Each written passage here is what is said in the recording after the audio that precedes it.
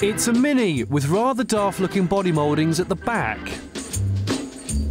It's also a Mini that's 24 centimetres longer, and it comes in familiar Coupe, Coupe D and Coupe S versions. Prices start at just over £14,000 and go up to £17,000. Frankly, we know that the front of the Mini's good because they haven't changed it whatsoever for the Clubman. But I do want to check the back end, which is what I'm going to do now. The best place to get to know someone intimately is on a weekend city break. They're very fashionable these days.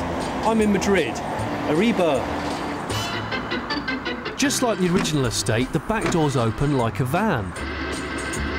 And the seats fold down to create over 900 litres of space, ideal for loading everything you need for a city break. This is the so-called club door. Opens in a suicide style. At this point, I just want to pause. I'm being haunted by flashbacks of the last time I sat in the back of one of these. Yeah, I'm going to be sick. Really? I'm going to be sick. Oh no, don't go, don't go. Right, here goes. Well, immediately you've got a lot more space than the original Mini. 8 centimetres more leg space. And that's the equivalent of business class flying rather than economy flight flying. It's actually so roomy that I probably wouldn't mind sitting next to Tom again. No, that's not true.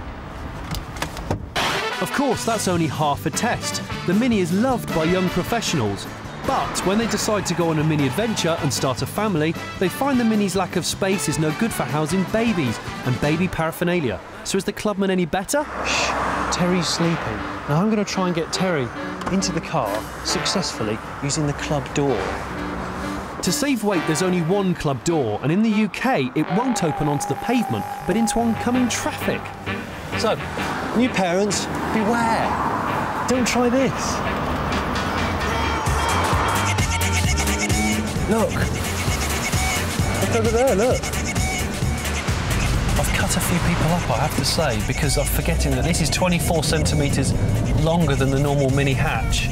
It reminds me, this car, of the Mini Countryman that I used to go to swimming club in with my mate's mum. Jenny Westmore, if you're out there, respect. I really like that car. What's odd is they haven't got any Clubman badges on it. Obviously it looks different because it looks like a bread van. Quite a cool bread van though. Apart from it being much more boxy and van-like, there's 2 bumps on the roof which are sort of pointless roof bars. Now Mini has called them dune lines. Dune lines means nothing. It's supposed to show tense motion in design. Tense motion.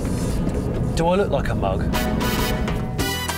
But one clever invention is an automatic stop-start function, which cuts the engine every time you pull up at the lights, reducing emissions.